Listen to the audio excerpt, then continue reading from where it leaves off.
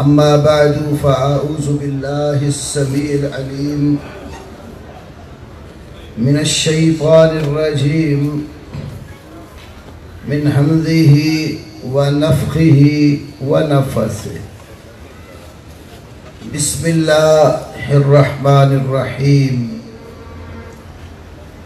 محمد رسول الله والذين معه أشداء على الكفار رحماء بينهم تراهم ركعا سجدا يبتغون فضلا من الله ورضوانا.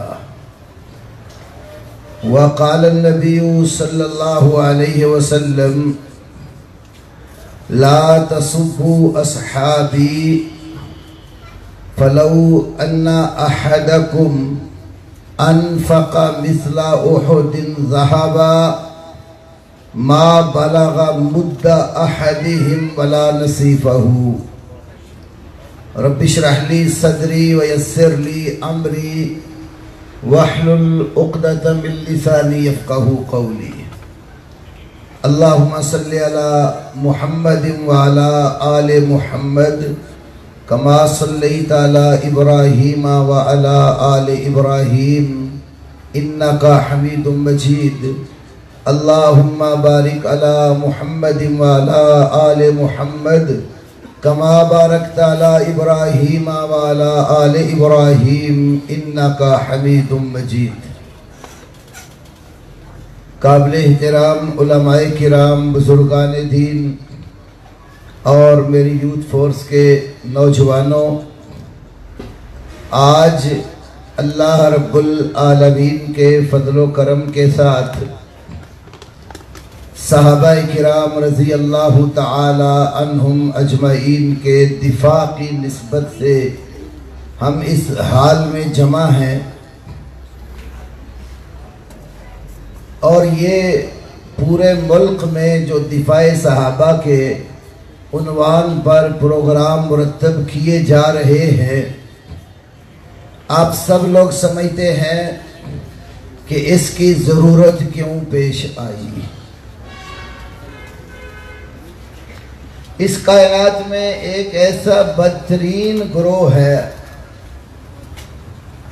جو رسول اللہ صلی اللہ علیہ وسلم کے جان نثار صحابہ کرام رضوان اللہ علیہم اجمعین کی ذوات مقدسہ پر تبرہ بازی کرتا ہے. اور یہ کوئی آج کی بات نہیں ہے، یہ بڑے منصوبے کے ساتھ کام صدیوں سے جاری ہے. علامہ سیوطی کی کتاب ہے مفتاح الجنہ، اس میں انہوں نے امام ابن قتیبہ دیناوری کی کتاب المجالسہ و جواہر العلم کے حوالے سے یہ بات درج کی ہے کہ کچھ زندیق اور روافض ایک جگہ پر جمع ہو گئے، میٹنگ کی انہوں نے، اور اس میٹنگ میں یہ پلان بنایا جا رہا تھا کہ مسلمانوں کے نبی محمد صلی اللہ علیہ وسلم کو گالیاں دی جائیں.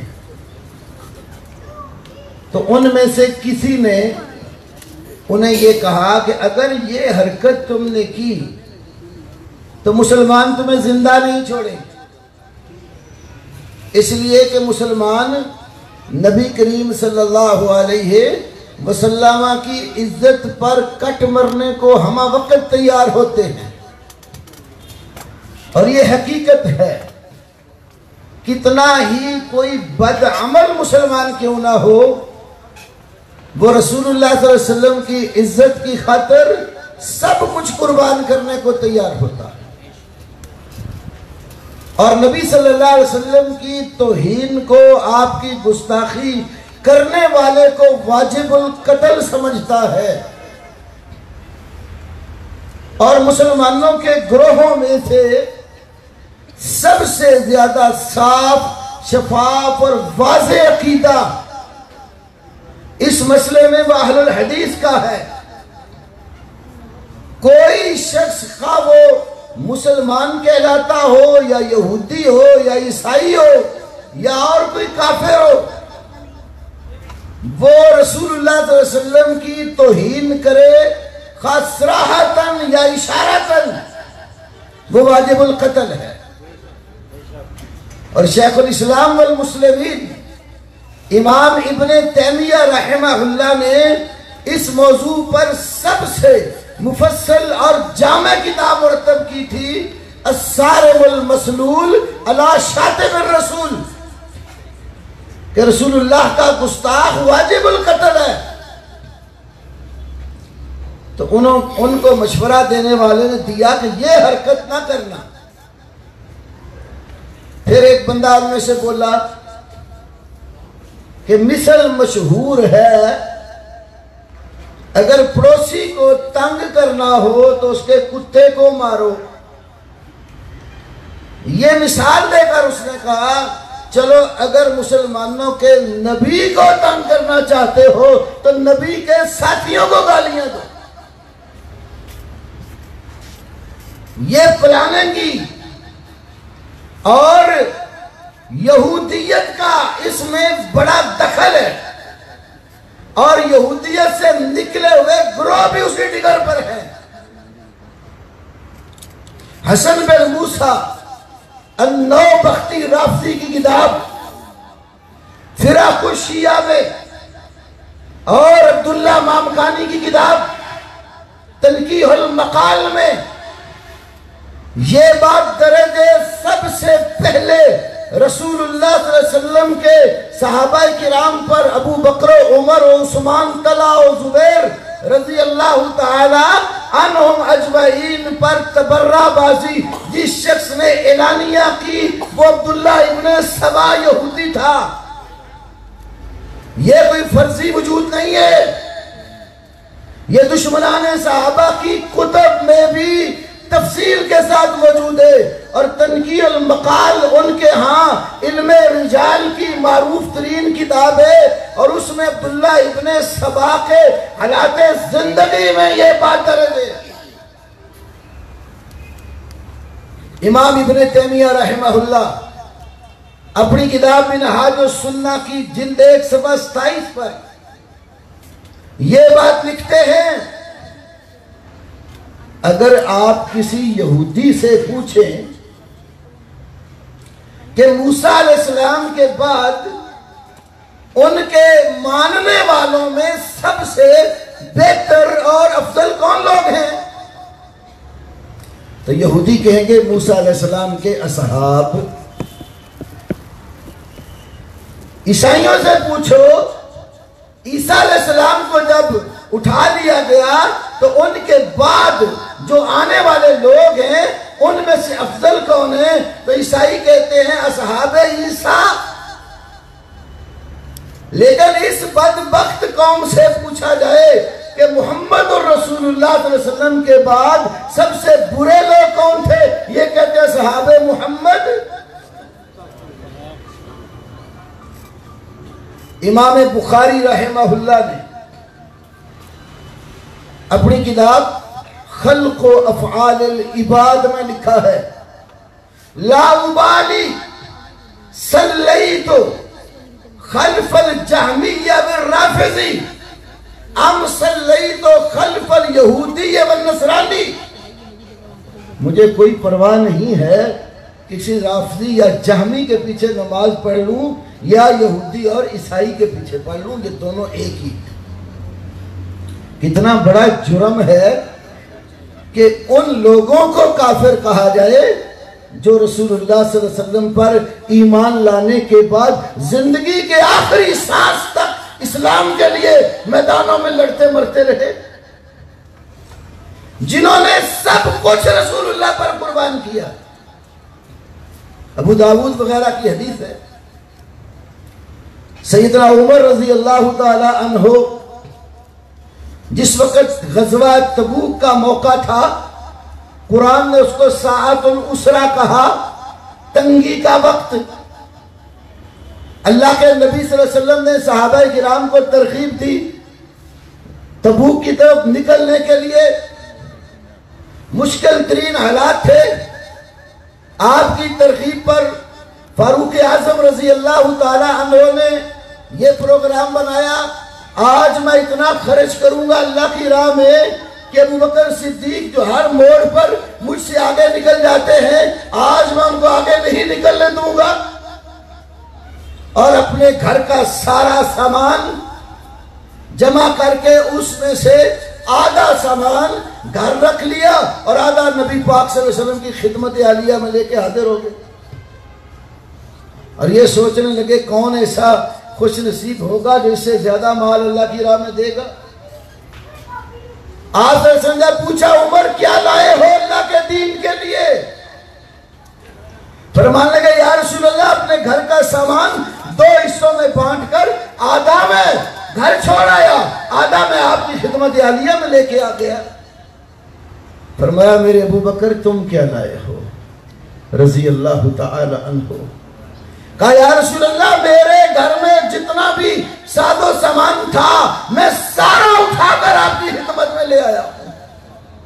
پوچھا گھر والوں کے لیے کیا چھوڑا؟ فرمایا فما ابقیت لہم الا اللہ ورسولہ، گھر والوں کے لیے اللہ اور اس کے رسول کی رضامندی کے سوا کچھ نہیں چھوڑا.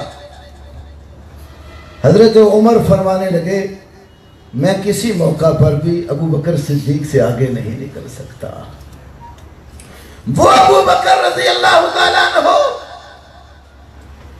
جو حضرت علی رضی اللہ تعالیٰ عنہ کے بھی امام تھے اور حضرت علی کے نقطہ نظر میں رسول اللہ صلی اللہ علیہ وسلم کے بعد سب سے بہتر کوئی ہستی تھی تو صدیق اکبر تھے.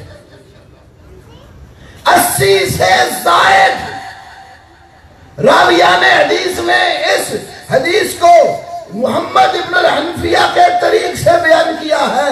صحیحین میں بھی موجود ہے. حسن و حسین رضی اللہ عنہما کے بعد حضرت علی کے دوسری بیوی سے بیٹے محمد ابن الحنفیہ،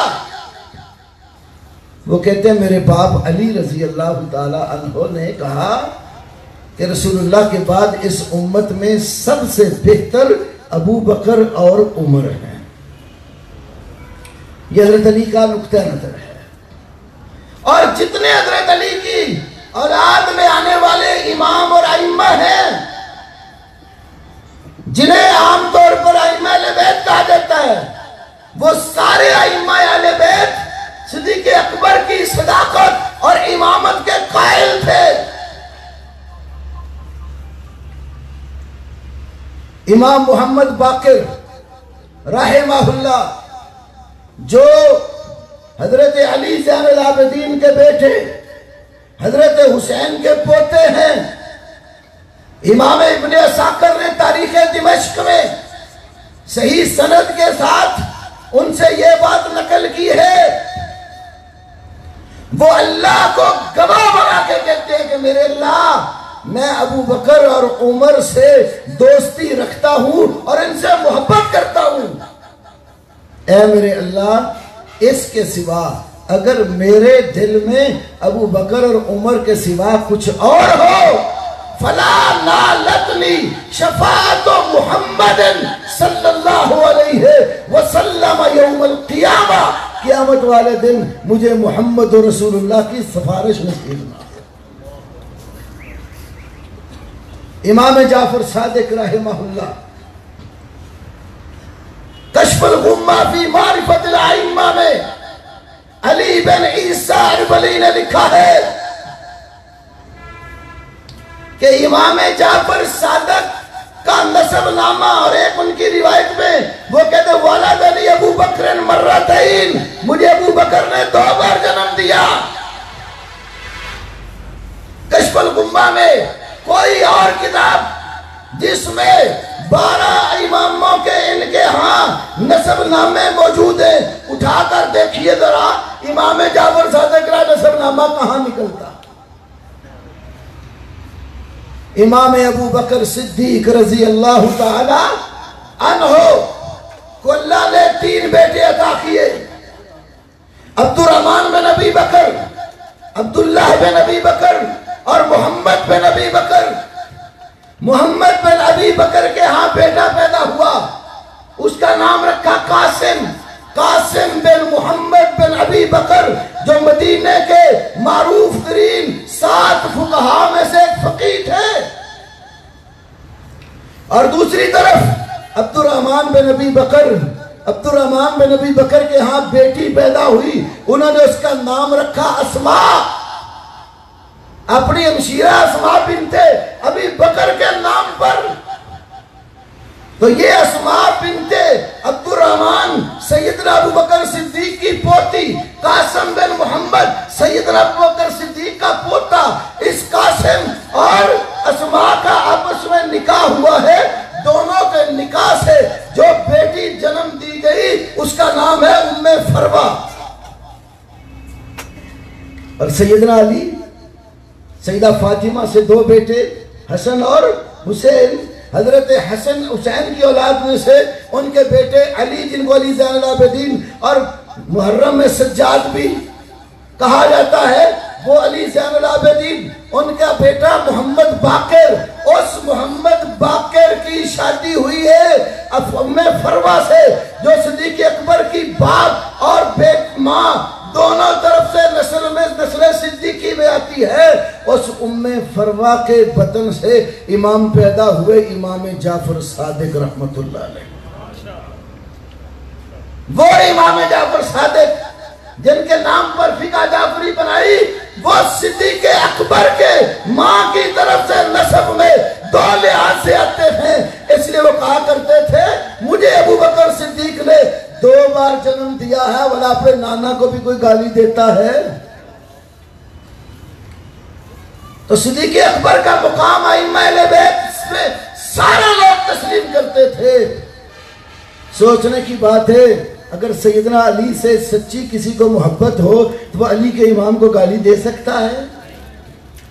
یہ حب آل بیت کے پردے میں لپٹے ہوئے یہودی و نسل دشمنان صحابہ ہیں، جو رسول اللہ کے اصحاب کو گالیاں دیتے اور ان کی تکفیر کرتے ہیں۔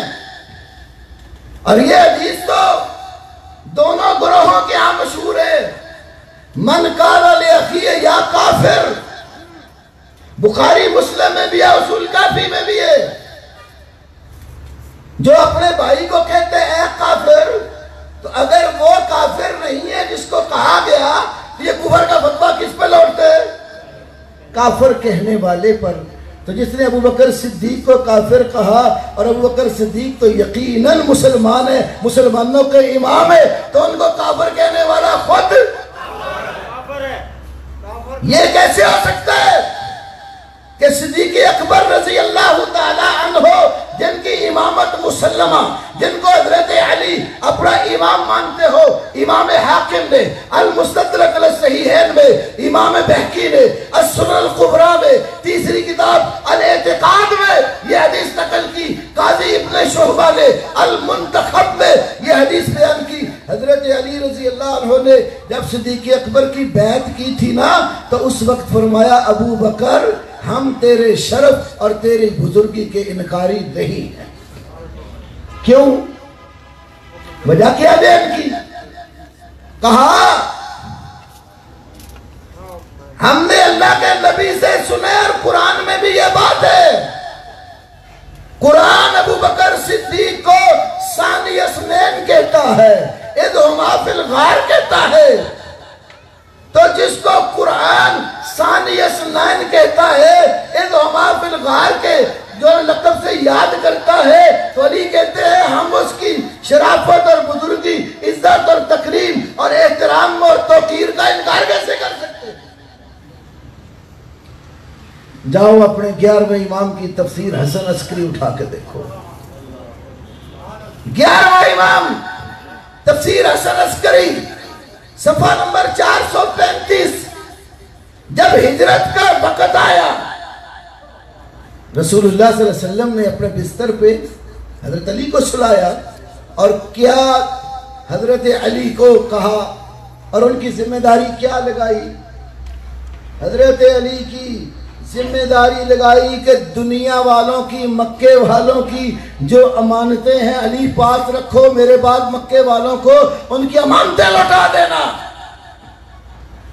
علی بستر رسول پہ لیٹ گئے اور رسول اللہ کی، مکے والوں کی امانتوں کی ادائیگی کے لیے وہاں ٹھہرے، لیکن اللہ کی امانت کی سپرداری کہاں کی گئی؟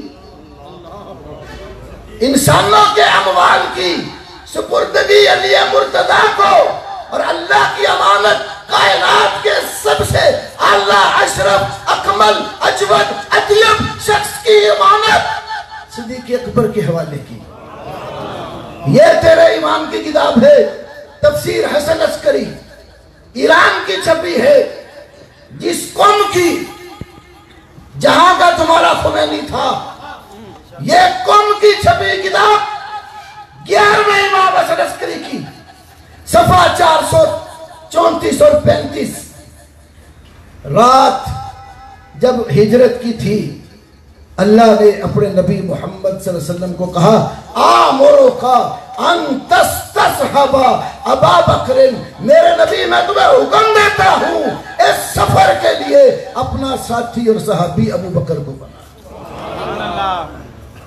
اور جب ابو بکر صدیق کا انتخاب کر لیا، اللہ کا آرڈر آ گیا، ثم قال رسول اللہ صلی اللہ علیہ وسلم نے ابی بکر، صفحہ 436 پر یہ عبارت ہے، ثم قال رسول اللہ صلی اللہ علیہ وسلم ابی بکر، پھر اللہ کے رسول نے ابو بکر صدیق سے کہا، اے ابو بکر، ارضیت ان تکون معی یا ابا بکر تطلب کما اطلب وتعرف بانک انت الذی تحملنی علی ما ادعیہ وتحمل عنی انواع العذاب۔ اے ابو بکر، کیا تجھے یہ بات پسند ہے جس طرح کافر میری تلاش میں نکلے اسی طرح تیری تلاش میں بھی نکلے، اور دنیا میں تو اس حساب سے معروف ہو جائے، لوگ تیرے بارے میں کہ ابو بکر وہ ہے جس نے مجھے دعویٰ نبوت پر ابھارا۔ یہ حسن عسکری کے بقول، میں روایت ان کی ذکر کر رہا ہوں۔ اور فتحمل عنی انواع العذاب، عذاب کی جتنی قسمیں، تکالیف، مصائب، دکھ، درد، پریشانیاں، آفات و بلیات ہو سکتی ہے، صدیق وہ ساری مصیبتیں تیرے اوپر ٹوٹ پڑے میری وجہ سے، کیا تجھے یہ دکھ برداشت کرنے منظور ہے؟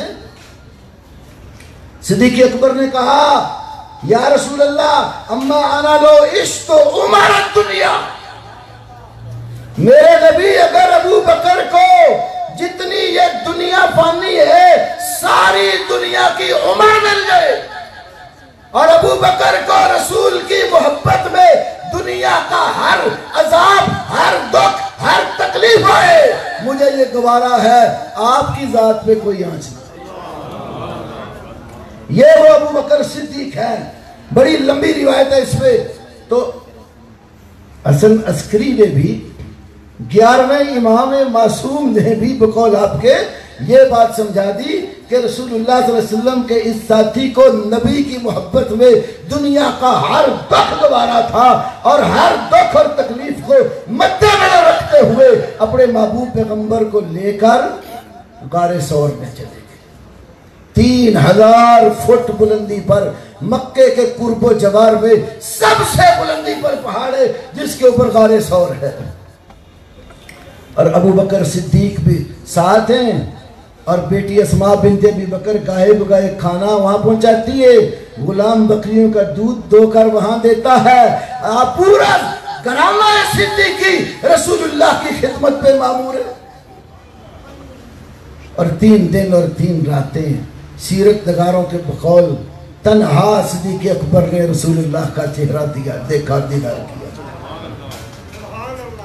3 دن 3 راتیں غار میں اکیلے زیارت کی اپنے رسول کی، اور جب دشمن تلاش کرتے کرتے غار کے ڈھانے پر آ گئے، صدیق اکبر کو اپنے رسول کی جان کا خطرہ محسوس ہوا، آنکھوں سے آنسو ٹپک پڑے، تو میرے نبی محمد کریم صلی اللہ علیہ وسلم نے کہا، ابو بکر لا تحزن ان اللہ معنا، غم نہ کر، اللہ ہم دونوں کے ساتھ ہے۔ دشمنان صحاب رسول نے کہانیاں گھڑی اور انہوں نے کہا ابو بکر نے اونچا اونچا رونا شروع کر دیا تھا غار میں، تاکہ دشمنوں کو پتہ چل جائے یہاں چھپے بیٹھے۔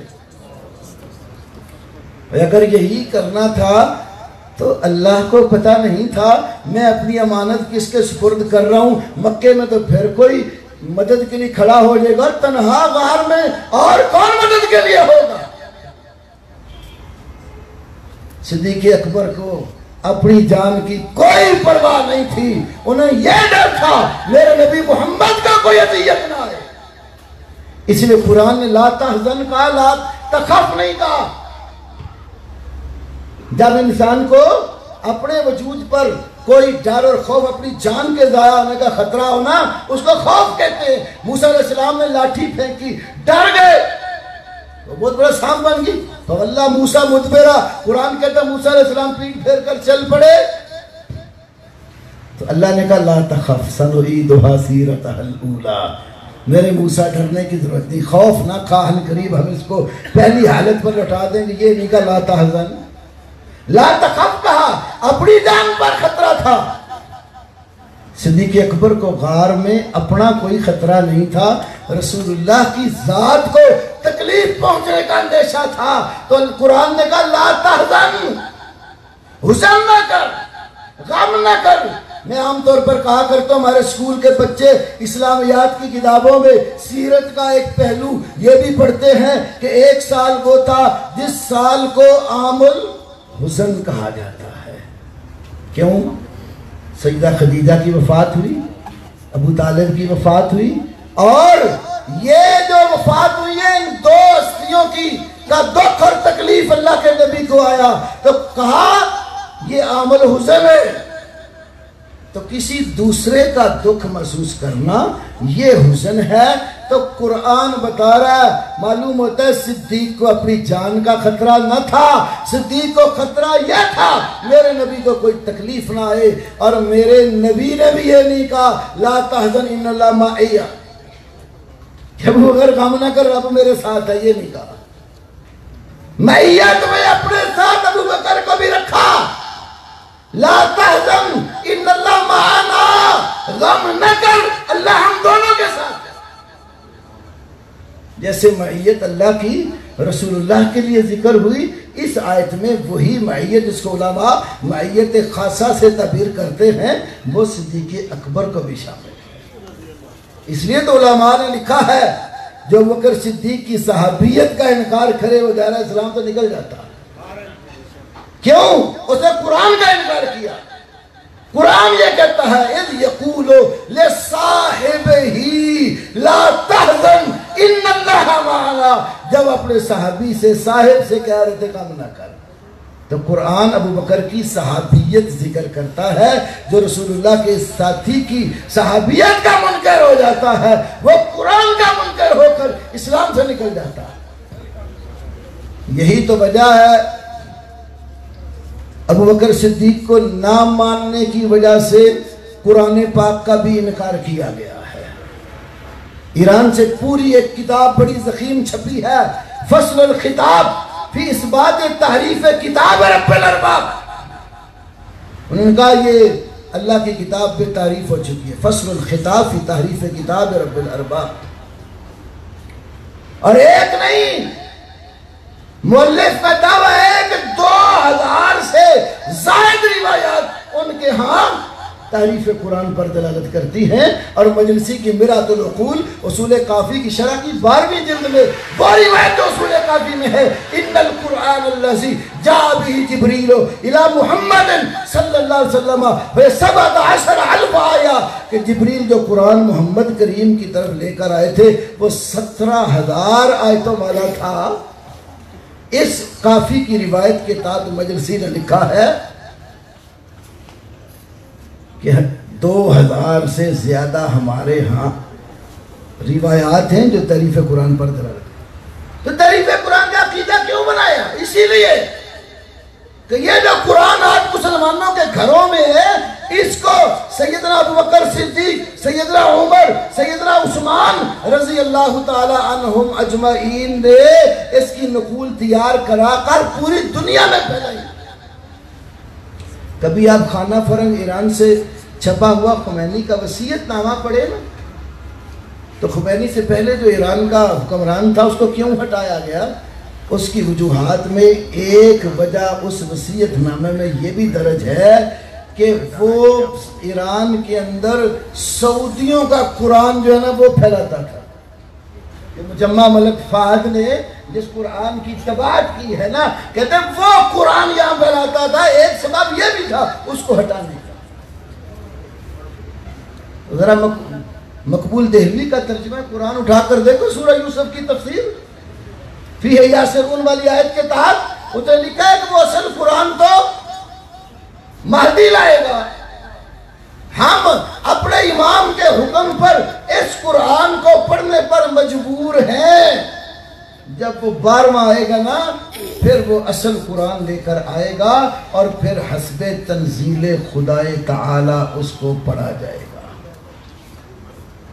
تو قرآن کا انکار اسی لیے کیا کہ ابوبکر صدیق، عمر فاروق، عثمان غنی، طلحہ و زبیر، سعد و سعید، دیگر صحابہ کی عظمت کو ماننا پڑتا۔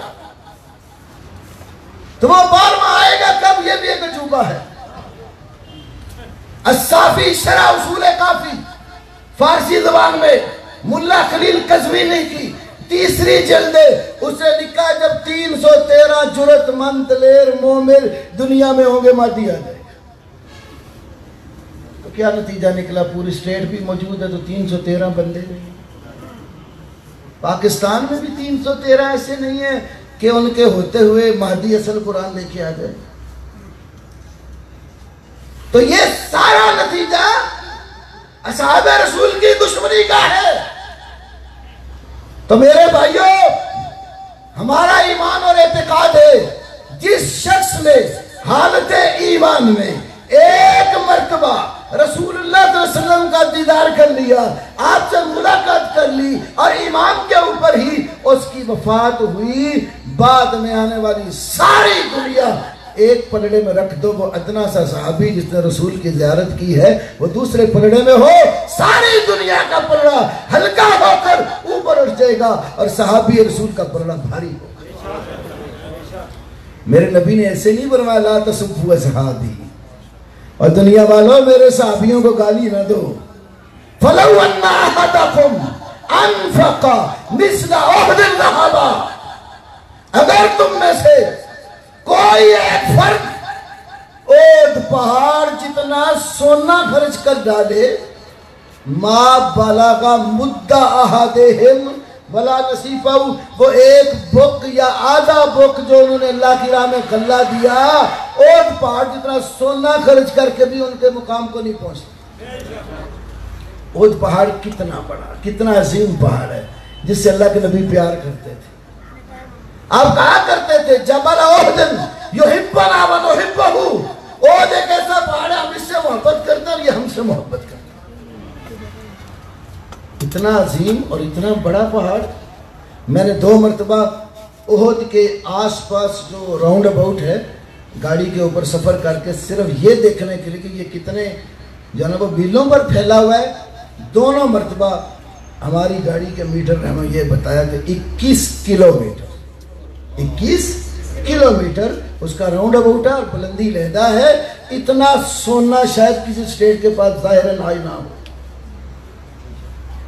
نتیجہ یہ نکلتا ہے پوری دنیا ایک بڑے میں ساری دولتیں ہوں، اور نبی علیہ السلام پر ایمان لا کر آدھا بک جو، یہ مد عربی زبان میں ایک بک کو کہتے ہیں، 4 مدوں تو ایک سا بنتا ہے، تو وہ پورا نہیں 2 ہاتھ ملا کر ایک، یہ جو جس کو ہم آدھا بک کہہ لیں، اتنا سا ایک لپ جو ہے وہ دانے جو اللہ کی راہ میں ان کے دیے ہوئے ایک طرف، اور وہ پہاڑ جتنا سونا دوسری طرف ہو تو یہ پھر بھی نہیں وہاں پہنچتے۔ یہ مقام ہے رسول اللہ کے صحابہ کا، اور اللہ نے قرآن میں سورۃ الحدید کی آیت نمبر 10 میں یہ بتایا ہے، فتح مکہ سے پہلے جو لوگ ایمان لائے، ہجرت کی، اللہ کی راہ میں قتال کیا، اور وہ لوگ جو فتح مکہ کے بعد ایمان لائے اور ہجرت کی اور اللہ کی راہ میں خرچ کیا، درجے میں آپس میں تو برابر نہیں ہیں،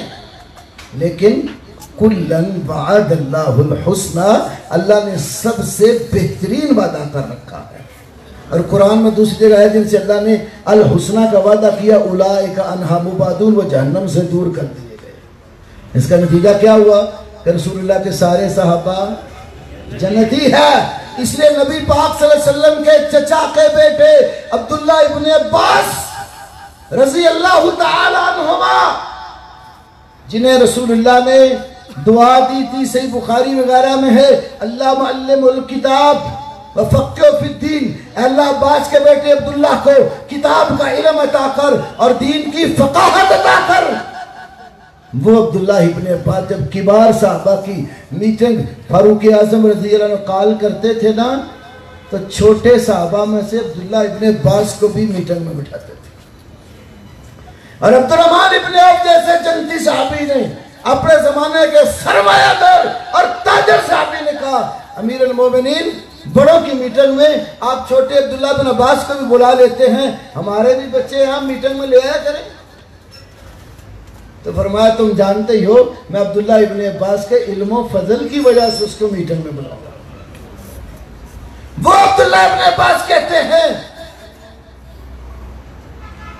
عقیدہ کی کتابوں میں سے امام ہبت اللہ تبری کی کتاب شرح اصول اعتقاد اہل سنہ والجماعہ، امام اجوری کی کتاب الشریعہ، امام ابن تیمیہ کی منہاج السنہ، الصارم المسلول، بڑی بڑی ان کتابوں میں صحیح سند سے روایت موجود ہے۔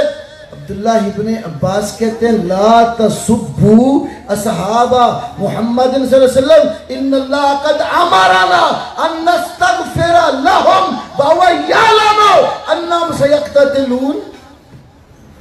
نبی کے صحابہ کو گالیاں نہ دو، نبی کے صحابہ کو گالیاں نہ دو، ان کے لیے اللہ نے ہمیں بخشش کی دعا مانگنے کا حکم دیا ہے۔ اور کہتے ہیں کہ حالانکہ اللہ کو پتہ نہیں تھا کہ وہ آپس میں لڑ پڑیں گے۔ وَهُوَ يَعْلَمُ أَنَّهُمْ سَيَقْتَتِلُونَ، رب کو پتہ تھا، وہ عالم الغیب ہے، ہر چیز کو جانتا ہے، ہر چیز کے وجود میں آنے سے پہلے ذرے ذرے کا علم رکھتا ہے۔ اس اللہ کو پتہ تھا میرے نبی کے بعد صحابہ میں اختلاف ہو جائے گا، اس کے باوجود اللہ نے کہا ان کے لیے بخشش کی دعا۔ تو جب اللہ نے بخشش کی دعا مانگنے کا کہا ہے تو ایمان والے اللہ کا حکم مان کے دعا مانگے گا نا، برا نہیں کہے گا۔ جس کو اللہ کی بات پر یقین نہیں وہی برا کہے گا۔ اسی لیے کشف الغمام فی معرفت الائمہ میں علی بن عیسیٰ البلی رافضی نے لکھا ہے، امام علی زین العابدین کے پاس عراق سے کچھ لوگ آئے۔ کہاں سے؟ عراق سے۔ آپ کو معلوم ہے نا عراقی اہل کوفہ وہی لوگ ہیں نا جو حضرت حسین رضی اللہ عنہ کو کوفہ بلانے والے تھے۔ یہ کوئی ایک کتاب نہیں، 20 کتابوں میں ہے۔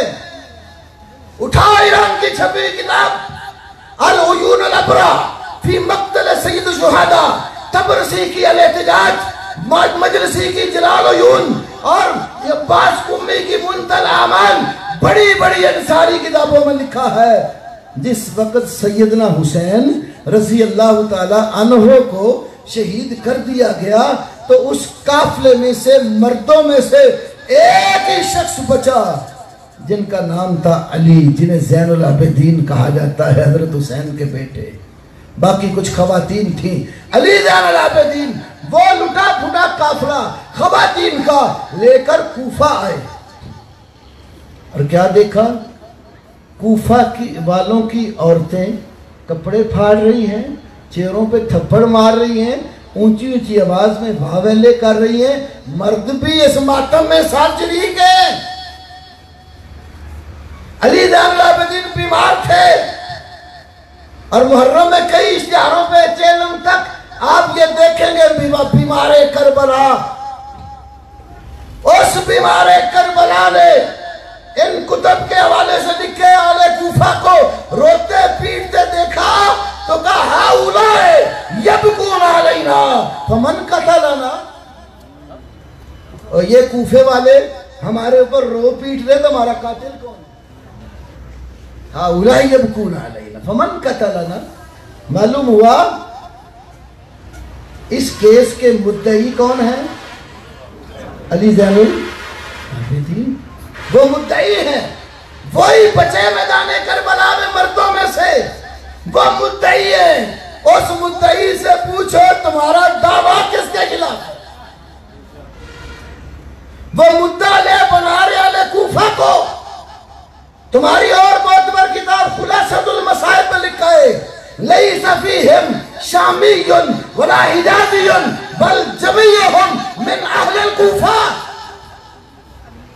حضرت حسین کے قاتلوں میں نہ کوئی شام کا بندہ تھا نہ کوئی حجاز کا بندہ تھا، بل جمیعہم من اہل الکوفہ، سارے کے سارے کوفے والے تھے۔ اس لیے مثل مشہور ہے الکوفی لا یوفی، کوفے والوں نے کبھی وفا نہیں کی۔ یہ اشرار کی وجہ سے جملہ مشہور ہوا، یہ معنی نہیں وہاں کوئی نیک بندہ بھی نہیں تھا، نیک لوگ بھی تھے، شریر زیادہ تھے۔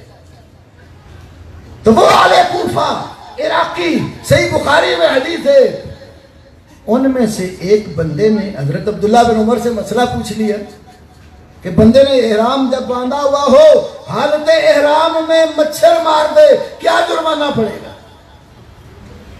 احرام باندھا ہوا ہو تو مچھر مار دے تو کیا جرمانہ پڑے گا؟ عبداللہ ابن عمر فرماتے ہیں عراقیوں تمہارے بھی کیا کہنے، خانوادہ نبوت میں سے حضرت حسین کو شہید کر کے نہیں پوچھا کیا جرمانہ ہوگا، تو احرام باندھے مچھر مارنے کا مسئلہ پوچھتا ہے۔ تو ان عراقیوں میں سے کچھ لوگ علی بن عیسیٰ اربلی کی کتاب کشف الغمہ میں ہے، امام علی زین العابدین کے پاس آئے، فقالوا فی ابی بکر و عمر و عثمان، انہوں نے ابو بکر، عمر، عثمان رضی اللہ تعالی عنہم اجمعین کے بارے میں نازیبہ کلمات کہنے شروع کیے۔ امام علی زین العابدین پوچھتے ہیں اور عراقیوں یہ بتاؤ کیا تمہارا تعلق مہاجرین کے ساتھ ہے؟ کہہ رہے ہم مہاجر نہیں ہیں۔ اچھا پوچھا بتاؤ کیا تمہارا تعلق انصار کے ساتھ ہے؟ کہہ لگے ہم انصاری بھی نہیں ہیں۔ امام علی زین العابدین نے کہا جب تم نہ مہاجر ہو نہ انصاری ہو، رب نے قرآن میں 3 طرح کے مومنوں کا ذکر کیا ہے، سورۃ حشر میں پہلے مہاجرین کا پھر انصار کا، تم نہ مہاجرین سے تعلق رکھتے ہو نہ انصار سے تعلق رکھتے ہو۔ تیسرا مومنوں کا گروہ وہ ہے والذین جاؤوا من بعدہم، وہ لوگ جو مہاجرین انصار کے بعد آتے ہیں، وہ کیا کہتے ہیں؟ اللہ سے دعا مانگتے ہوئے کہتے ہیں ربنا اغفر لنا ولاخواننا الذین سبقونا بالایمان ولا تجعل فی قلوبنا غلا للذین آمنوا ربنا انک رؤوف رحیم۔ وہ اللہ سے دعا مانگتے کہتے ہیں آیا ہمارے رب ہمیں بھی معاف کر، اور یہ جو ہم سے پہلے مہاجرین و انصار ہمارے بھائی گزر چکے ہیں ان کو بھی معاف کر دے، اور ہمارے دلوں میں ان کے بارے میں کوئی بغض، کینہ، حسد اور کھوٹ نہ رکھ۔ تو کہتے 2 ایمان والے تو مہاجر انصاری ہوئے، تمہارا تعلق نہ مہاجروں سے اور نہ، اور تیسرا جو ایک گروہ بچا نا وہ مہاجر انصار کے حق میں دعا کرتے، تم گالیاں دینے والے ہو، میں یقین سے کہتا ہوں تمہارا تیسرے ایمان والے گروہ سے بھی تعلق نہیں ہے۔ فعل اللہ بکم، اللہ تمہارا بیڑا کرے تو تباہ کرے۔ تو انصار اور مہاجرین کے متعلق حضرت علی اور ان کے پورے خانوادے کا پورا اعتقاد تھا، ایمان تھا، نظریہ تھا، پختہ ان کا یہ اعلان تھا کہ رسول اللہ صلی اللہ علیہ وسلم کے بعد ابو بکر صدیق، پھر عمر، پھر عثمان اور دیگر سارے صحابہ واجب الاطاعت، کیونکہ اللہ کے نبی کے بعد متصل خلافت ابو بکر صدیق کو ملی، اور علی کا بھی یہی اعلان تھا جو میں نے حاکم اور بہقی کے حوالے سے شروع میں ایک حدیث ذکر کی۔ اس حدیث پہ جب حضرت علی نے کہا نا آپ ثانی اثنین ہیں اذ ہما فی الغار ہیں، اسی میں حضرت علی کہتے ہیں ابو بکر آپ تو وہ ہیں جنہیں رسول اللہ نے اپنی زندگی میں حکم دیا تھا ابو بکر میرے مصلی پہ کھڑا ہو کے نماز پڑھا. بعض لوگ کہتے ہیں نبی پاک نے زندگی کے آخری دنوں میں حضرت علی کو خلافت دینی تھی تو بیمار تھے، تو آپ نے اس وقت جب صحابہ بھی پاس تھے تو ایک حکم دیا ایتونی بکتاب اکتب لکم فلا تضلوا من بعدہ، میرے پاس کاغذ لاؤ میں تمہیں لکھ دوں تاکہ میرے بعد گمراہ نہ ہونا. تو حضرت عمر نے کہہ دیا حسبنا کتاب اللہ، ہمیں کتاب اللہ کافی ہے. تو نبی کا حکم نہیں مانا عمر نے اور علی کی خلافت نہیں لکھنے دی. اس حدیث پر دو طرح کے لوگ بات کرتے ہیں، منکرین حدیث بھی اور دشمنان صحابہ بھی. آ چکے وہ منکرین حدیث والا عنوان نہیں، وہ پہلو میں چھوڑتا ہوں. اب دشمنان صحابہ کہتے ہیں کہ ابو بکر حضرت عمر نے نبی کی بات نہیں مانی. پورا ذخیرہ حدیث اٹھا کے دیکھو، کہیں بھی نہیں ہے نبی پاک میں عمر رضی اللہ کو مخاطب ہو کر کا عمر کاغذ قلم لا. ایتونی سب کو کہا. کیا وہاں علی نہیں تھے؟ حضرت عباس گھر میں نہیں تھے؟ نبی کے گھر والے تھے کہ نہیں تھے؟ تو حکم تو سب کو دیا. تو عمر رضی اللہ تعالی عنہ نے اگر کاغذ قلم لا کر نہیں دیا تو علی لے آتے رضی اللہ عنہ، عباس لے آتے. تو حضرت عمر پر اعتراض کیسے بن گیا؟ نہ علی کاغذ قلم لائے نہ عباس لائے، حکم تو نبی پاک کا سب کو تھا ایتونی بکتابن. پھر یہ واقعہ کس دن کا تھا؟ صحیح بخاری میں جمعرات کا دن تھا.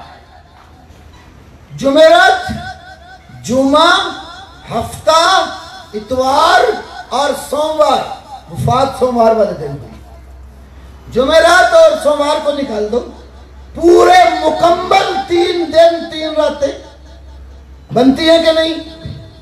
تو اگر حضرت عمر نے بالفرض کاغذ قلم نہیں لا کر دیا، یہ حکم لازمی تھا لکھ کر حضرت علی کے لیے دینا تھا، تو پیغمبر ایسا ہو سکتا ہے اللہ کا حکم اور وہ چھپا لے اور وہ پھر اس کے اوپر خاموش ہو جائے؟ اللہ نے کہا یا ایھا الرسول بلغ ما انزل الیک من ربک فَإِن لَمْ تَفْعَلْ فَمَا بَلَّغْتَ رِسَالَتَهُ، اے رسول بلغ، پہنچا کیا ما انزل الیک من ربک، جو تیری طرف تیرے رب کی طرف سے اتارا گیا ہے. اگر اللہ کی طرف ہی آرڈر ہوتا تو کیا نبی پاک چھپا کے رکھتے؟ نبی صلی اللہ علیہ وسلم نے تو جو بھی اللہ نے حکم دیا، حجۃ الوداع کے موقع پر ایک جمع غفیر انسانوں کا ٹھاٹھے مارتا سمندر موجود تھا. آپ نے کہا لوگو الا هل بلغت، الا هل بلغت، الا هل بلغت، کیا میں نے تمہیں اللہ کا پیغام پہنچا دیے؟ کیا میں نے تمہیں اللہ کا پیغام پہنچا دیے؟ کیا میں نے تمہیں اللہ کا پیغام پہنچا دیے؟ سب صحابہ نے بیک زبان کہا بلغتا، اللہ کے نبی آپ نے پیغام پہنچا دیا. تو یار لوگوں نے یہاں بھی نقب لگایا، کہنے لگے اصل میں آیت ایسے نہیں تھی. فضائل مرتضوی لاہور سے اندرون موچی دروازہ سے چھپی کتاب فضائل مرتضوی، اس میں لکھا ہے آیت یوں تھی یا ایھا الرسول بلغ ما انزل الیک فی ولایت علی فَإِن لَمْ تَفْعَلْ فَمَا بَلَّغْتَ رِسَالَتَهُ. تو دشمنان علی نے یہ فی علی کا لفظ قرآن سے نکالا. تو 3 دن آپ رہے تو آپ نے خاموشی رکھی. اس کا مطلب ہے حضرت عمر نے جو حسبنا کتاب اللہ کہا، نبی پاک نے رضامندی ظاہر کی، حدیث تقریری ہے. کیونکہ حضرت عمر سمجھتے تھے کہ جب اللہ تعالیٰ کی شریعت کتاب اللہ سے، یہ بھی یاد رکھو محض کتاب اللہ سے صرف قرآن ہی مراد نہیں ہوتا، کتاب اللہ میں رسول اللہ کی حدیث بھی داخل ہے. بے شمار دلائل میں ایک عرض کرتا ہوں، بخاری مسلم کی یہ بھی حدیث ہے، محدثین اس کو حدیث اسیف کہتے ہیں، مزدور والی حدیث. ایک صحابی کا بیٹا کسی گھر میں مزدوری کرتا تھا، اس سے جرم یہ ہو گیا اس نے زنا کا ارتکاب کر لیا،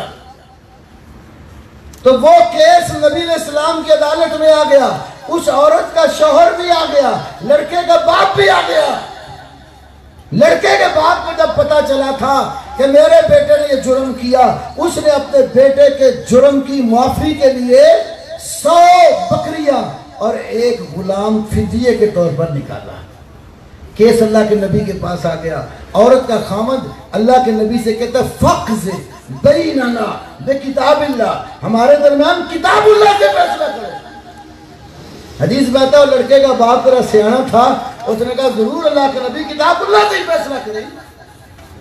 آپ نے کھڑے ہو کر خطبہ دیا اور فرمایا واللہ لأقضین بینکما بکتاب اللہ، اللہ کی قسم ہے میں تم دونوں کے درمیان کتاب اللہ سے ضرور فیصلہ کروں گا۔ کیا فیصلہ دیا؟ فرمایا اللہ نے کہا جلد و میعتن میں تقریب و عام، تیرے بیٹے کو 100 کوڑے لگیں گے، سال کی جلا وطنی ہوگی، اور یہ جو غلام اور تو نے 100 بکریاں فدیے میں نکال لے ردت نہیں، یہ واپس ہوں گے۔ اور 5 صحابی تھے، حضرت انیس رضی اللہ عنہ، فرمایا وقدو یا انیسو الامرت حاضا فنے طرفت فرجمہا، اے انیس صبح سویرے جاؤ اس آدمی کی بیوی سے پوچھ گچھ کرو، اگر جرم کا اقرار کر لے تو رجم کرنا۔ تو آپ نے شادی شدہ زانی کو کیا سزا دی؟ رجم، اور کمارے کو 100 کوڑے جلا وطنی۔ یہ تفصیل قرآن میں ہے؟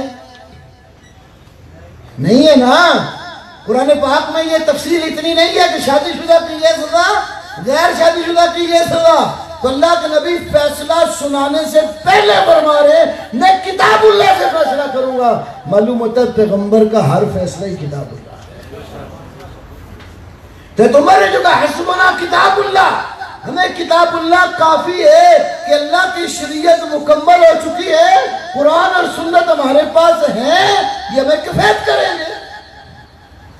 اور یہ بھی یاد رکھو نبی پاک نے اگر لکھ کر دینا ہوتا تو حضرت ابوبکر صدیق کے لیے لکھنا تھا۔ دلیل دیتا ہوں، صحیح مسلم اور مسند امام احمد میں حدیث ہے، آپ صلی اللہ علیہ وسلم نے صدیقہ کائنات سیدہ عائشہ صدیقہ طیبہ طاہرہ ام المومنین، مومنوں کی ماں سے کہا۔ کل رات میں نے ایک درس میں یہ بھی ایک واقعہ بیان کیا، شریع علی جری میں اور بھی کتب عقائد میں صحیح سند سے موجود ہے، امی عائشہ صدیقہ کو کسی آدمی نے گالی دی، برا برا کہا، تو دوسرے نے اس کو سمجھایا بھائی ماں کو گالی دیتا ہے۔ امی عائشہ کو کے بارے میں جب اس نے کہا میں ان کو ماں مانتا ہی نہیں۔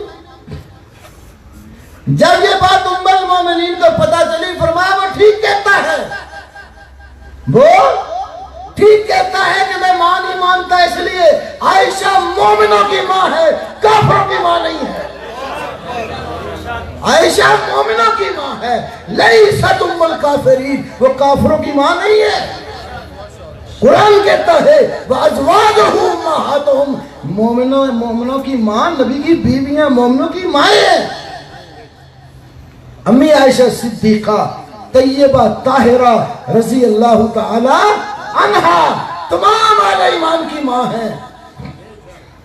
تو میرے بھائیوں، مومنوں کی ماں امی عائشہ صدیقہ کو مسلم میں ہے، اللہ کے نبی نے کہا یا عائشہ ادعی لی اباک و اخاک، عائشہ جاؤ اپنے باپ اور اپنے بھائی کو بلا کر لے آؤ، لِأَلَّا أَكْتُبُ لَكُمْ لِأَلَّا يَتَمَنَّى مُتَمَنٍّ يَأْبَى اللَّهُ وَالْمُؤْمِنُونَ إِلَّا أَبَا بَكْرَ، تاکہ میں کچھ لکھ دوں میرے بعد کوئی تمنا کرنے والے سے تمنا نہ کر سکے، يَأْبَى اللَّهُ وَالْمُؤْمِنُونَ إِلَّا أَبَا بَكْرَ، اللہ اور ایمان والے ابو بکر کے سوا کسی کو مانتے ہی نہیں۔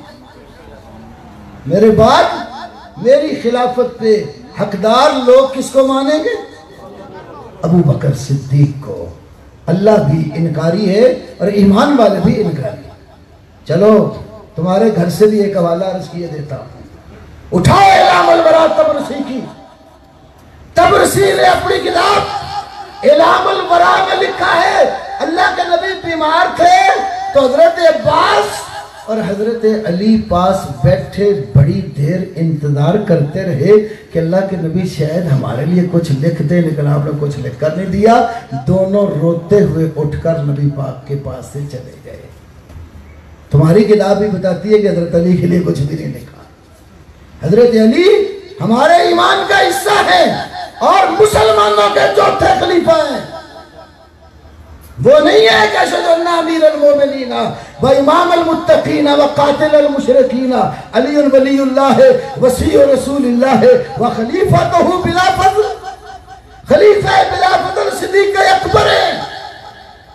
جاؤ اپنے مذہب کی موت پر کتاب علی بن ابراہیم قمی کی، جس کا باپ ابراہیم قمی تمہارے 11ویں امام حسن عسکری کا شاگرد ہے، اور علی بن ابراہیم قمی نے اپنی تفسیر قمی کے اندر سورۃ تحریم میں لکھا وَإِذَا سَرَّ النَّبِيُّ إِلَى بَعْضِ أَزْوَاجِهِ حَدِيثًا، جب نبی صلی اللہ علیہ وسلم نے اپنی بیویوں میں سے کسی بیوی کے پاس اپنی بات کو راز کے طور پر رکھا۔ کیا راز تھا؟ تیری تفسیر قمی یہ کہتی ہے نبی علیہ السلام ایک دن ام المومنین سیدہ حفصہ رضی اللہ تعالی عنہا، فاروق اعظم کی بیٹی، مومنوں کی ماں حفصہ، ان کے گھر تشریف لائے۔ وہ گھر میں نہیں تھی تو آپ کے پاس آپ کی باندی ماریہ قبطیہ آئیں، آپ سے محو گفتگو تھی تو اوپر سے حفصہ بھی آ گئی۔ ملتب جا آپ کے سونا نہیں، فرنٹ سیٹ پہ سونا منع ہے۔ ام المومنین حفصہ رضی اللہ تعالی عنہا، ان کے گھر اللہ کے نبی آئے، پھر آپ ماریہ قبطیہ سے محو گفتگو تھے، اوپر سے ام المومنین حفصہ تشریف لے آئی رضی اللہ عنہا، کہا یا رسول اللہ فی داری و فی یومی، اللہ کے نبی میرے گھر میں اور میری باری میں آج تو میرا حق ہے، یہ ماریہ کیا کرنے آئی ہے؟ آپ نے فرمایا حفصہ تجھے ایک راز کی بات بتاتا ہوں، کسی کو خبر نہ کرنا۔ پوچھا وہ راز کیا ہے؟ آپ نے فرمایا حفصہ ان ابا بکر یلی الخلافۃ من بعدی ثم من بعدہ ابوک عمر، حفصہ میرے بعد متصل خلیفہ ابو بکر ہوگا، اس کے بعد تیرا باپ عمر ہوگا۔ یلی الخلافۃ من بعدی، ولی یلی متصل پیچھے آنا، خلیفہ بلا فصل، نبی پاک کہہ رہے ابو بکر ہے، تیری تفسیر کے بقول، اور دوسرے عمر ہے۔ قالت من انباک ھذا، بی بی نے پوچھا اللہ کے نبی یہ بات آپ کو کس نے بتائی؟ فرمایا نبأنی العلیم الخبیر، مجھے اللہ علیم و خبیر نے بتایا، میرے اللہ نے مجھے خبر دے دی ہے کہ میرے بعد میری مسند خلافت کا والی ابو بکر ہوگا، پھر تیرا باپ عمر ہوگا۔ یہ وہ تفسیر ہے۔ میں اکثر اپنے طالب علم بھائیوں کو علماء سے کہتا ہوں جو اب موجودہ تفسیر قمی ہے، شاید کوئی اٹھا کر آپ کے بعد لے آئے اور آپ کو بولے کہ اس کے اندر تو یہ بھی لکھا ہے کہ نبی پاک نے کہا حضرت حفصہ سے فَإِنْ أَخْبَرْتِ بِهِ فَعَلَيْكَ لَعْنَةُ اللَّهِ وَالْمَلَائِكَةِ وَالنَّاسِ أَجْمَعِينَ، اگر تو نے یہ خبر دی کسی کو تو پر اللہ کی فرشتوں کی سب لوگوں کی لعنت ہوگی۔ اور یہ بھی اس میں آگے جا کر ذکر ہوا کہ جب یہ خبر انہوں نے آگے بتا دی حضرت عائشہ کو، ابو بکر اور عمر کا پتہ چلی، ان چاروں نے مل کر نبی پاک کو زہر دے کے مار دیا۔ تو کوئی یہ نہ کہہ دے کہ یہ لکھا ہے تو لہذا یہ خلافت باطلہ تھی، حقہ نہ تھی۔ اگر خلافت حقہ ہوتی تو لعنت کیوں پڑتی؟ تو یاد رکھیے پرانی تفسیر قمی میں یہ نہیں ہے۔ اب جو تباہ کی آ رہی ہے یہ الفاظ اس میں گھسیڑے ہیں۔ میرے کتب خانے میں وہ پرانی تفسیر قمی بھی اللہ کے فضل سے موجود ہے، اس تحریف سے پاک، اور اب محرف بھی موجود ہے۔ تو ہم کہتے ہیں ذرا اپنے گھر سے پوچھ لو کہ خلیفہ بلا فضل ہیں کون؟ ان کے یہاں تو خلافت منسوس ہوتی ہے، یعنی اللہ تعالیٰ کی طرف سے بطور نص واضح 2 اور 2 4 کی طرح روشن آیت یا حدیث متواتر اس کا پر دلالت کرتی ہے؟ امام معصوم ہوتا ہے اور منصوص ہوتا ہے، یہ ان کا نقطہ نظر ہے۔ آپ کے اسلام کے کتنے ارکان ہیں؟ 5۔ کیا؟ شہادتین کا اقرار، نماز، روزہ، حج اور زکات۔ یہ کن کے ہیں؟ مسلمانوں کے۔ یہ 5 رکن کن کے ہیں؟ مسلمانوں کے۔ اور دوسری طرف ہیں 5 ہی، کون سے؟ توحید، عدل، نبوت، امامت، قیامت۔ امامت بھی ان کے ہاں ارکان اسلام میں سے ہے۔ جیسے نبی کو ماننا اسلام کا رکن ہے، تو 12 اماموں کی امامت کو ماننا بھی ان کے ہاں اسلام کا رکن ہے۔ تو نبی کی نبوت پر جس طرح بالکل واضح، مبین، مبرہن، روشن دلائل ہیں، 2 4 10 کی بات نہیں کرتا، قرآن کی ایک واضح آیت اٹھا کر لے ہو جن میں 12 کا ذکر ہو۔ یہ امامت کا نظریہ، پھر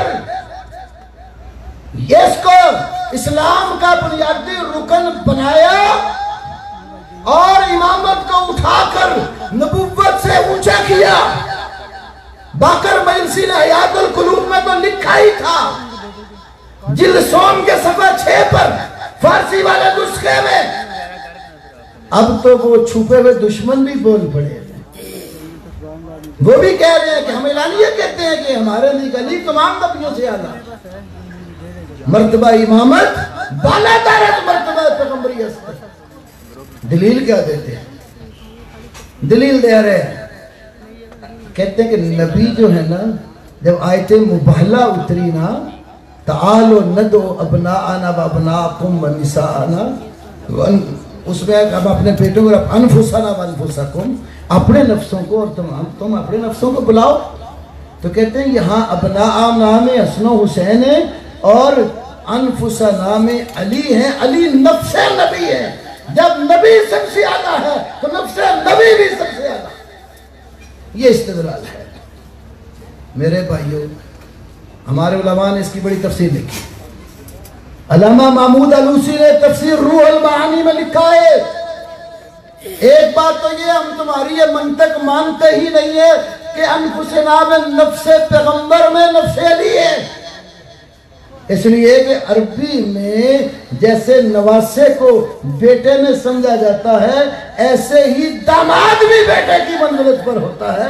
یہ ابناء میں کیوں داخل نہیں ہے اور انفسنا میں صرف نفس پیغمبر ہے؟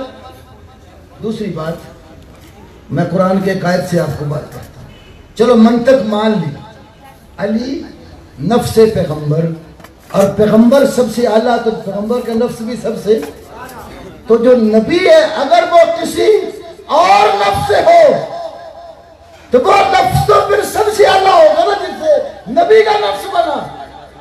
اٹھاؤ سورہ توبہ، لَقَدْ جَاءَكُمْ رَسُولٌ مِّنْ أَنفُسِكُمْ، اللہ کہہ رہا ہے رسول تمہارے نفسوں میں سے ہے۔ اگر علی نفس نبی ہو کر سب سے اعلیٰ ہوا تو نبی نفس القوم ہوا، تو قوم کا نفس کہاں گیا؟ وہ تو اس سے بھی اونچا نکلا جس سے نبی کو منتخب کیا۔ یہ منطق ہی غلط ہے۔ قرآن کے اندر نفس کا لفظ عام طور پر اپنی قوم کے لوگ، قبیلے کے لوگ، اپنے عزیز و اقارب اور اپنے لوگوں کے لیے یہ لفظ استعمال ہوتا ہے۔ یہ مراد نہیں ہے کہ بعین ہی جو اس نفس کا حکم ہے وہ اس سے تعلق والے کا بھی حکم ہے۔ اگر یہ مان لو بہت بڑی خرابی لازم آتی ہے۔ وہ کیا؟ جب علی نفس نبی اور بعین ہی وہی حکم ہے تو فاطمہ رضی اللہ عنہ کے ساتھ شادی کیسے ہوگی؟ علی جب نفس نبی ہے اور وہی منزلت جو نبی کو ہے وہ امام کو حاصل ہے، دونوں کا نفس ایک ہے، تو وہ پھر نبی کی بیٹی سے نکاح کیسے ہو گیا؟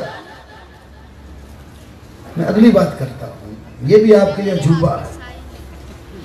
ان کی ہماری بخاری کے مقابلے میں کتاب اصول کافی، دوسری کتاب منتہی الاعمال عباس قمی کی، دونوں کتابوں میں لکھے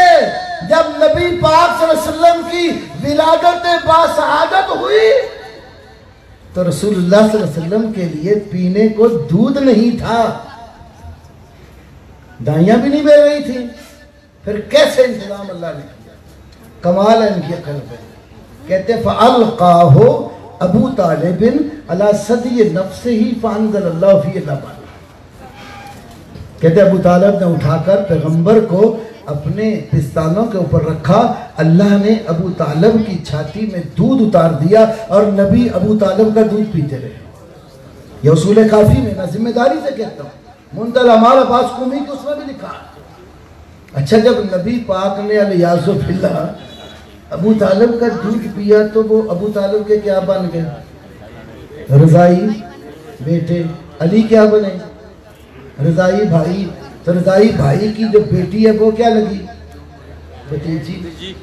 بھائی کی بیٹی کیا لگی؟ اور بھتیجی. اللہ کے نبی کا فرمان ہے جو رشتے نسب حرام ہے وہ رضاعت کے ساتھ بھی حرام ہے. یہ دیکھو زد کہاں پڑتی ہے. اصل میں یہ جو محبت میں غلو پہنا عقل کی یہ مت مار دیتا بندے کی. اسی نہج البلاغہ میں ہے حضرت علی کہتے ہیں ہلاکا فی یا رجلان، میرے بارے دو بندے تباہ ہو گئے، محب مفرط و مبغض قال، میری محبت کا دعویٰ کر کے افراط اور زیادتی کرنے والا، غلام سے کام لینے والا اور مجھ سے بغض رکھ کے ناراض ہونے والا. نہ حضرت علی کا بغض جائز ہے اور نہ علی کی محبت کر کے اس میں غلو جائز ہے. اس طرح بعض کہتے ہیں نبی پاک نے کہا علی اس لیے خلافت کے حقدار ہے، نبی پاک علی منی و انا منہ، علی مجھ سے ہے اور میں علی سے ہوں. الحسین منی و انا منہ، حسین مجھ سے اور میں. ترمذی کے حوالے سے دونوں روایتیں بیان ہوتی ہیں. بھائی ترمذی میں اور بھی روایتیں ہیں. ترمذی یہ بھی العباس منی و انا منہ، عباس مجھ سے ہے میں عباس سے ہوں. اس سے اوپر والے درجے کی کتاب صحیحین میں مسلم شریف اٹھا کر دیکھو، نبی پاک نے اشعری قبیلے کی صفت بیان کی. جب ان کے پاس اناج غلہ کم ہو جاتا تھا نا قبیلے کا، تو جو کسی کے گھر میں ہوتا تھا سارے لا کر اکٹھا کر لیتے تھے ایک جگہ پر، مکس کر کے پھر آپس میں برابر بانٹ کر گزارا کرتے تھے. فرمایا یہ اشعری ہم منہم و انا منہم، وہ اشعری قبیلہ سارا مجھ سے اور میں اشعریوں میں سے ہوں. اور مسلم کے ایک اور حدیث ہے، آپ کے صحابی حضرت جلیبیب رضی اللہ تعالی عنہ، سیدنا جلیبیب بڑے غریب صحابی تھے، غزوہ احد میں شہید ہو گئے. تو جب آپ صلی اللہ علیہ وسلم شہیدوں کی نعشیں دیکھ رہے تھے نا تو پوچھا میرا جلیبیب کہاں ہے؟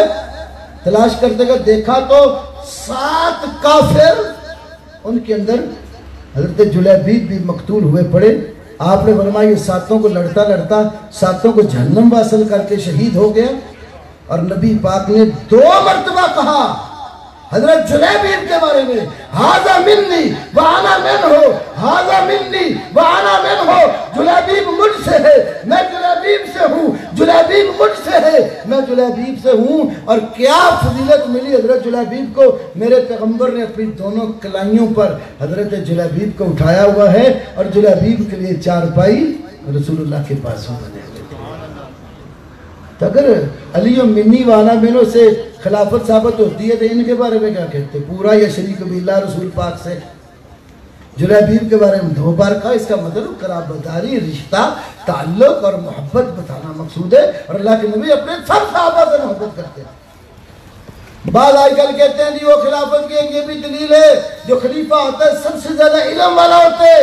اور نبی پاک نے فرمایا آنا مدینۃ العلم ولی بابها، میں علم نبوت کا شہر ہوں، علی اس کا دروازہ ہے. بعض روایات میں دار الحکمت ولی بابها، میں حکمت کا شہر ہوں، گھر ہوں، علی اس کا دروازہ ہے. تو علوم نبوت کا دروازہ جب علی ہے تو علی سب سے زیادہ علم والا ہے، تو خلیفہ تو وہی ہوتا ہے جس کو سب سے زیادہ علم ہے. پہلے تو ہم کہتے ہیں یہ روایتی ثابت نہیں ہے. امام ترمذی نے جہاں نقل کی وہاں اس پر کلام بھی کیا. تو چلو اگر ضعیف روایتی بے تکی روایتی ماننی ہے تو پھر پوری مانو نا، پوری بے تکی روایت مان لو. ملا علی قاری نے مرقات شرح مشکات میں لکھا ہے اور مسند فردوس دہلوی میں اس روایت کے 3 پہلے ٹکڑے بھی ہیں. गैर सही मानी तो पूरी मान लो। फरमाया आना मदीनतुल इल्म व अबू बकर असासुहा व उमर जिदारुहा व उस्मान सक़्फ़ुहा व अली बाबुहा। मैं इल्म नबुव्वत का शहर हूँ, अबू बकर इसकी बुनियाद है, उमर इसकी दीवार है, उस्मान इसकी छत है, अली इसका दरवाजा है। अकल भी ये कहती है घर जब बनाए ना दरवाजे का चौथा नंबर होता है। पहले बुनियाद खोदते हैं ना, फिर दीवार बनाते हैं, फिर छत पड़ती है, फिर दरवाजा लगता है। कैसा शहर है, ना दरो दीवार है, ना छत पे हवा में दरवाजा खड़ा किया। मुल्ला अली कारी ने एक माना ये भी लिखा है अली और बाबुहा कि लफ्ज़ अली से मुराद हजरत अली बिन अबी तालिब नहीं है, ये सिफ्त का सीगा है। इसका माना ये है मैं इल्म नबुव्वत का शहर हूँ, अली बाबुहा जिसका दरवाजा बहुत बुलंद है। एक ये माना भी उलमा ने किया है, जितना बड़ा शहर होता है उतने बड़े दरवाजे भी होते हैं। खाली लाहौर शहर को देखो जरा, पुराना लाहौर शहर कितने दरवाजे लगे हुए हैं। इतना बड़ा इल्म नबुव्वत का शहर और दरवाजा है। इसलिए माना करते हैं इस कमजोर रिवायत का आना मदीनतुल इल्म वलिल बाबुल मिन अबवाबिहा, मैं इल्म नबुव्वत का शहर हूँ, अली इसके दरवाजों में से एक दरवाजा है। चलो अभी एक मंतकी बात भी कर लेते। जब कोई ऐसा शहर देखा है जिसके अंदर आबादी ना हो, कोई शहर बिल्डिंग बनी है, घर मौजूद है, फसील और दीवार बड़ी लगी हुई, बहुत बड़ा दरवाजा भी लगा, अंदर बंदा रहने वाला कोई नहीं, कि शहर आबाद होते हैं। शहर वही होते हैं जहाँ आबादी होती है। अब अंदर आबाद उस शहर में तो साहबे रसूल हैं और बाहर दरवाजा अली है, तो अगर कोई दरवाजे से गुजर कर घर वालों पर हमला कर दे तो पूछा किसको जाएगा? दरवाजे वाले को। दरवाजे से पूछा जाएगा तेरे इधर से डाकू चोर घुस के अंदर आया है, तो आबादी पे हमला करके चला गया, तू गया था? ये तो अली को अलियाज़ुबिल्लाह पकड़वा देंगे। और हैं भी ऐसे ही, अली का नाम लेकर शराब पी रहे हैं, भंग पी रहे हैं, पीसावी होशावी, वो नशे में दोस्तों छांगर परस्ती उस गंदे मुंह से अली के नाम के नारे लगा रहे। हमारे अली वो नहीं, हमारे अली वो है, हम बावजूद उनका नाम ले रहे हैं। हमारे अली वो है जिनका मुकाम अल्लाह ने चौथे नंबर पर रखा, रसूलुल्लाह का दामाद भी बनाया, आपका सहाबी भी बनाया। हमारे अली वो है जिनको अल्लाह के नबी ने बुखारी की हदीस से खैबर के लिए झंडा देकर जब भेजा तो फरमाया कल मैं ऐसी हस्ती को झंडा देकर भेजूंगा जिससे अल्लाह और उसका रसूल मोहब्बत करते हैं, वो अल्लाह और उसके रसूल से मोहब्बत करते हैं। तो हम तो उस अली को मानते हैं जो बड़ा शुजा और दलेर अली था। हम उस अली के कायल नहीं हैं जिसके होते हुए उसकी बीवी पर जुल्म हो और वह चुप करके घर में बैठा रहे, उसका अपना हक गस्ब करके ले जाए, उसकी शुजात जरा भर भी ना उठे। ऐसे अली के हम कायल नहीं। इन्होंने हजरत अली को बहुत दलेर कहा ना। खैबर का टनो मन वजनी दरवाजा उखाड़ कर अली के हाथ पर रख दिया। और तफसीर साफी में इज़ा ज़ुल्ज़िलतिल अर्ज़ु ज़िलज़ालहा की तफसीर में लिखा है एक दफा मदीने में अली नाराज हो गए, ज़लज़ला आ गया। अब साहबा परेशान हो गए, ज़लज़ला आ गया। तो उन्होंने कहा हाँ अली नाराज है, जाकर अली के राजी करो और अली से कहो ज़लज़ला आ गया तो राजी हो जाए। तो कहते अली ने यूं किया, जमीन के ऊपर हाथ मारा, बस खत्म। मुझे समझ आ रही है। जमीन पे हाथ मारा, ज़लज़ला रुक गया। इज़ा ज़ुल्ज़िलतिल अर्ज़ु ज़िलज़ालहा की तफसीर हो रही है। इतना अली शुजा और बहादुर, जमीन पे हाथ मारे, जमीन साकिन हो गई। लेकिन बीवी का हक गस्ब हो गया, बकौल उनके अली की खिलाफत छीन ली गई। बल्कि छीनी भी ऐसे गई जैसे ये कहते हैं कि खालिद बिन वलीद और उमर घर आए, दरवाजा तोड़ा, अंदर घुसे, अली को कहा बैत कर लो, कहा नहीं मानता तो उठाकर जमीन पे पलटा दिया, गले में रस्सी डाली, घसीट कर लेकर जाकर बैत करा ली। एहतिजाज तक रस्सी पढ़ ले जाके। तो एक तरफ इतना हजरत अली को अलियाज़ुबिल्लाह नीचे गिराते हो और दूसरी तरफ इतना बुलंदियों पर ले जाते हो। मोहब्बत में गुलूब भी है और बुग़्ज़ की हद भी है। तो मेरे भाइयों, हमारा ईमान है رسول پاک کے صحابہ سارے ہی جنتی ہیں، اللہ کے نبی کے محبوب ہیں، اہل ایمان کی آنکھوں کے تارے ہیں۔ جو رسول کے کسی ایک صحابی کی بھی تنقید کرتا ہے پرلے درجے کا زندیق اور بے ایمان ہے، جیسے امام یحییٰ بن معین اور دیگر محدثین نے کہا۔ وآخر دعوانا